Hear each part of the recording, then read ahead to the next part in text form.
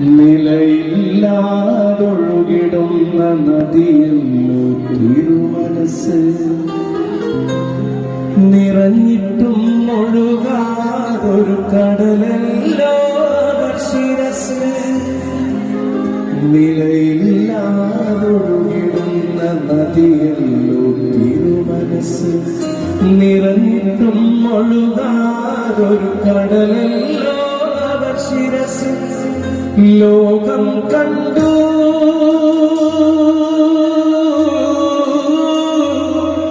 മുത്ത് നബിയെ കണ്ടു, വചനം